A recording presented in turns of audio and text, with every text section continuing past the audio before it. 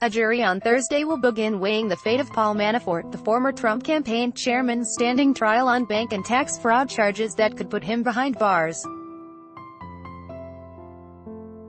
The judge gave the jury of 6 men and 6 women in U.S.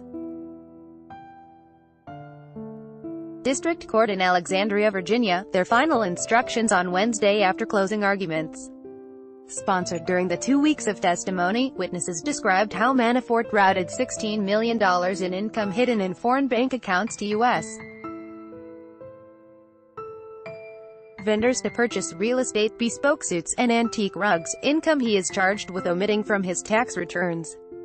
The case is the first to go to trial arising out of special counsel Robert Mueller's probe of Russia's meddling in the 2016 U.S. election, although the charges against Manafort largely predate his 5 months on the campaign. Manafort, 69, a veteran political consultant, made his fortune bringing pro-Russian politician Viktor Yanukovych to power in Ukraine in 2010. When Yanukovych fled the country in 2014, the political work dried up and Manafort lied about his finances to get loans from banks, prosecutors said. In their closing argument on Wednesday, defense counsel argued that prosecutors had not proved Manafort willfully committed any crimes. They said he trusted employees, his accountants and bookkeeper to handle his financial affairs, and at times misplaced that trust. The defense took direct aim at Rick Gates, Manafort's longtime right-hand man, who was charged in the same indictment but pleaded guilty and is cooperating with the government. Gates' testimony was the highlight of the trial, and defense attorney Kevin Downing sought to undercut his credibility as he described the married father of Faw's secret life in London, that Gates admitted included an extramarital affair.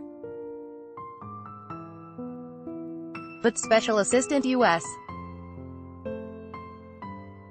Attorney Greg Andres told jurors in his closing that the star witness of the trial was documents, and that, once the jury began deliberating, they should look at the exhibits to see how they corroborated Gates' testimony.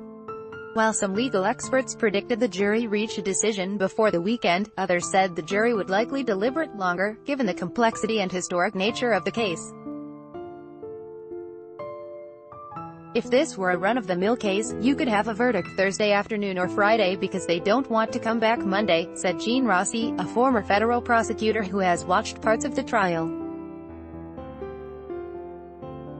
This is a monumental case, and I would be surprised if they don't come back Monday to examine the jury instructions and the exhibits. A Manafort conviction would undermine efforts by U.S. President Donald Trump and some Republican lawmakers to paint Mueller's inquiry as a political witch hunt, while an acquittal would be a setback for Mueller.